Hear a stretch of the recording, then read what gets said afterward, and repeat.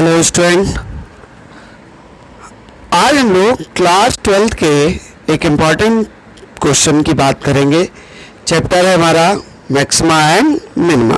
Maxima and minima के इस question की बात करेंगे। ये क्वेश्चन केवल क्लास 12th के बोर्ड में ही नहीं पूछा जाता है, बल्कि और बहुत सारे कॉम्पिटिटिव एग्ज़ाम में भी पूछा जाता है। जैसे अगर हम एसएससी के एग्ज़ाम में जाएं या फिर और किसी एग्ज़ाम में जाएं, बीएड एंट्रेंस में भी जाएं, तो ये क्वेश्चन आपको मिल जाएगा। तो देखें इसको हम कितने तरीके से कर सकते हैं। चूँकि क्लास 12th के किसी बच्चे ने पूछा है, तो इसको क्लास 12th के पॉइंट ऑफ व्यू से भी बताएंगे और इसको ईजिली कैसे सॉल्व कर सकते हैं, शॉर्ट ट्रिक में कैसे सॉल्व कर सकते हैं, वो भी बताएंगे। राइट,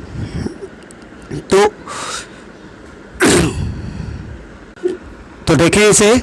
पहले इसको कन्वेंशनल मेथड में कैसे सॉल्व कर सकते हैं वो देखेंगे।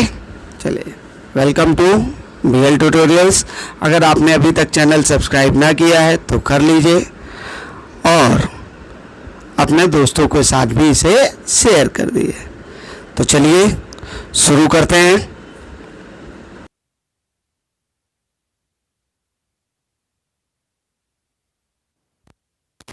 जब भी ऐसा कोई क्वेश्चन आए जहाँ पे साइन स्क्वायर एक्स और कॉज स्क्वायर एक्स इस तरीके के ट्रिग्नोमेट्रिकल फंक्शन लिए हों, तो उसको सबसे पहले एक काम करेंगे, इसको एक सिंगल फॉर्म में कन्वर्ट कर लें, या तो साइन में कन्वर्ट कर लें या कॉस में कन्वर्ट कर लें। और ये देखें कि ए और बी में से कौन सा बड़ा नंबर है उसको पहले रखें, ताकि हमें प्लस और माइनस से ज़्यादा प्रॉब्लम ना हो। ठीक है, तो यहाँ पे हम देखें क्या कर सकते हैं। ए चूंकि हमारा क्या है, बड़ा है, और बी छोटा है, तो हम साइन स्क्वायर एक्स को कॉज स्क्वायर एक्स में कन्वर्ट कर लेंगे। तो ये हो गया हमारा साइन स्क्वायर एक्स की जगह पे हमने लिख लिया 1 minus cos square x plus b cos square x. इसको सिंप्लीफाई किया तो ये क्या आ गया, ए प्लस, अगर हम देखें तो ये b minus a times of cos square x हो जाएगा। ठीक है, तो यहाँ b minus a cos square है। इसको और थोड़ा सा सिंप्लीफाई करके लिख लेंगे। तो यहाँ पे अगर हम सिंप्लीफाई करें, चूँकि b हमारा क्या है, a से छोटा है, तो इसको माइनस बाहर निकाल लें ताकि हमें आगे परेशानी ना हो। तो a minus b cos square x लिख लिया। अब क्या करें, जो हमारा मैक्सिमा और मिनिमा का फर्स्ट टेस्ट होता है कि कैसे फाइंड आउट करते हैं भाई, इसका फर्स्ट डेरिवेटिव निकाल लेते हैं। तो फर्स्ट डेरिवेटिव निकाल लें इसका, dy बाई डी एक्स निकालेंगे तो a का डेरिवेटिव कितना हो गया, 0। अब यहाँ पे a minus b cos square x का क्या होगा, 2 कॉज एक्स, और कॉज एक्स का करेंगे तो माइनस साइन एक्स। और इसको जब हमने सिंप्लीफाई किया तो ये क्या आ गया, a माइनस बी ऐसे ही रहा, माइनस को माइनस से मल्टीप्लाई करेंगे तो प्लस हो जाएगा। 2 कॉज एक्स साइन एक्स कितने के बराबर हो जाता है भाई, साइन 2x के बराबर हो जाता है। अब देखो dy बाई डी एक्स निकाला है। अब dy बाई डी, पहला टेस्ट क्या कहता है कि dy by d x maxima या मिनिमा के लिए dy बाई डी एक्स को क्या होना चाहिए, 0 हो जाना चाहिए। dy बाई डी एक्स को 0 हो जाना चाहिए, तो हम यहाँ पे पुट कर दें इसको 0। तो dy बाई डी एक्स बराबर 0 पुट किया तो a minus B sign 2x बराबर 0 रख लिया। अब a माइनस बी तो 0 हो नहीं सकता, इसका मतलब साइन 2x हमारा 0 होगा। राइट, और साइन 2x 0 होगा, तो यहाँ से अगर हम ट्रिग्नोमेट्रिक इक्वेशन की बात करें तो 2x की वैल्यू क्या आ जाएगी, 2x इज इक्वल टू कितना हो जाएगा भाई, 2x इज इक्वल टू हो जाएगा n पाई। ठीक है, तो लिख ले जाएगा 2x इज इक्वल टू हो गया हमारा n पाई। ओ 0 आ गया, तो उसको करेक्ट कर लें, n पाई लिख लें। तो x इज इक्वल टू क्या आ गया, n पाई बाई 2, और n यहाँ पर क्या होगा, इंटीजर होगा। n यहाँ पर क्या होगा, n इंटीजर होगा, n बिलोंग्स टू इंटीजर।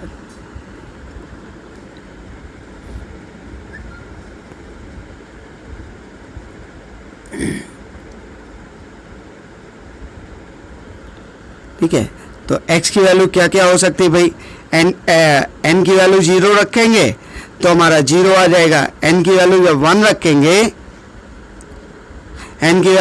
रखेंगे तो पाई बाई 2 आ जाएगा। एन की वैल्यू जब 1 रखेंगे तो पाई बाई 2 आ जाएगा, 2 रखेंगे तो पाई आ जाएगा। तो लिखते चलें सीधे सीधे। तो ये कितना हो जाएगा, एक्स इज इक्वल टू 0 हो गया और साथ ही साथ क्या होगा, पाई बाई 2 होगा और पाई हो जाएगा। और भी बहुत सारी वैल्यू होंगी, ठीक है। हमें पता है कि ये साइक्लिक टर्म है तो बहुत सारी वैल्यू के लिए वही वैल्यू रिपीट होती रहेंगी। तो हम 2 वैल्यू के लिए देख लें। तो d y by d x second test निकाल लें। तो सेकेंड डेरिवेटिव निकालें। सेकेंड डेरिवेटिव की वैल्यू क्या आएगी, यहाँ से सब सिंप्लीफाई करेंगे तो 2 टाइम्स ऑफ 2 बाहर आ जाएगा a माइनस बी और साइन 2x का की जगह पे क्या आ जाएगा, cos 2x हो जाएगा। अब d y by d x d two by d x 2 किस पे चेक करेंगे, x इज इक्वल टू 0 पे चेक करेंगे। x इज इक्वल टू 0 पे चेक करें तो 2 times of a minus b cos 0। cos 0 की वैल्यू क्या होती है भाई, cos 0 की वैल्यू होती है 1। cos 0 की वैल्यू होती है 1। a माइनस बी हमारा क्या है, a माइनस बी चूंकि ग्रेटर देन 0 हो जाएगा। अगर ग्रेटर देन 0 हो गया है, अगर ग्रेटर देन 0 हो गया है, इसका मतलब क्या हुआ कि y क्या हो जाएगा, मिनिमम होगा। y मिनिमम होगा जब x की वैल्यू क्या होगी, 0 हो जाएगी, राइट। अब जो d two y by d x 2 को पाई बाई 2 पे चेक करेंगे, ठीक है। तो d two y by d x 2 को हमने पाई बाई 2 पे चेक किया तो ये क्या आ जाएगा, 2 times of a minus b और cos 2 पाई बाई 2 रखा तो ये कैंसिल हो गया। cos पाई की वैल्यू क्या होती है बच्चा, cos पाई की वैल्यू होती है -1। cos पाई की वैल्यू होती है -1। तो ये आ गया 2 times of a minus b, negative का है तो ये क्या होगा, a minus b already positive था और ये माइनस से मल्टीप्लाई हो रहा है तो ये लेस देन 0 हो जाएगा। इसका मतलब क्या होगा, यहाँ पर y हमारा क्या मिलेगा, मैक्सिमम मिलेगा, y की मैक्सिमम वैल्यू मिलेगी और कहाँ पे मिलेगी, at x is equal to pi by 2 पे। अब ऐसे ही हम चेक करते जाएंगे तो बहुत सारी वैल्यू पे हमें सेम वैल्यू मिलती चली जाएगी, सेम वैल्यू मिलती चली जाएगी। तो हम यहाँ पे देख लें y हमारा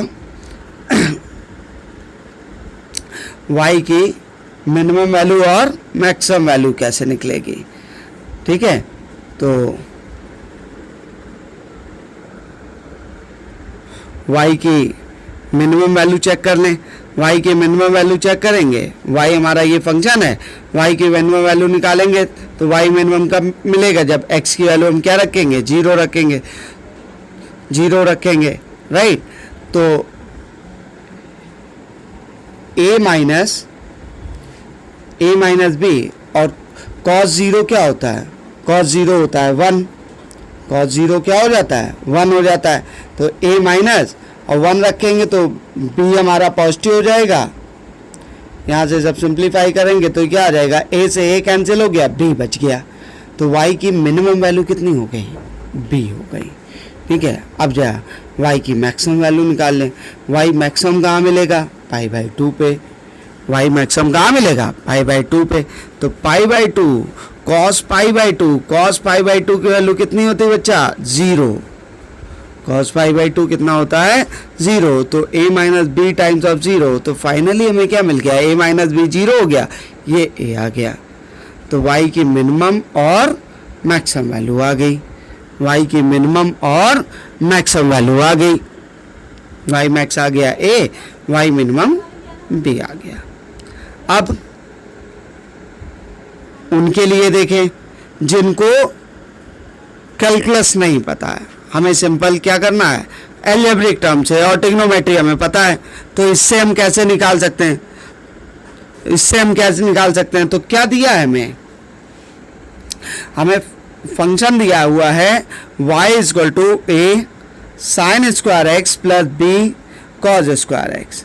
अब इसको क्या करेंगे, सिंप्लीफाई कर लेंगे, सिंप्लीफाई करके लिखेंगे तो a minus b times of cos square x, ये हम पहले ही कर चुके थे। अब देखो कॉज स्क्वायर एक्स की मिनिमम और मैक्सिमम वैल्यू हमें पता होती, कॉज स्क्वायर एक्स की मिनिमम वैल्यू होती 0 और मैक्सिमम वैल्यू कितनी होती 1।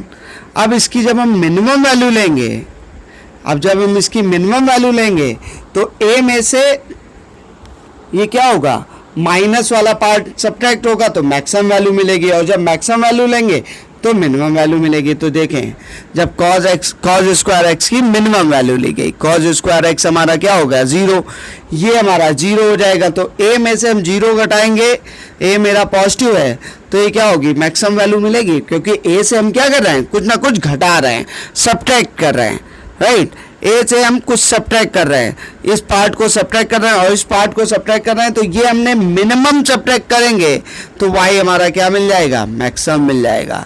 तो y मैक्स कितना हो जाएगा भाई, a minus b times of 0।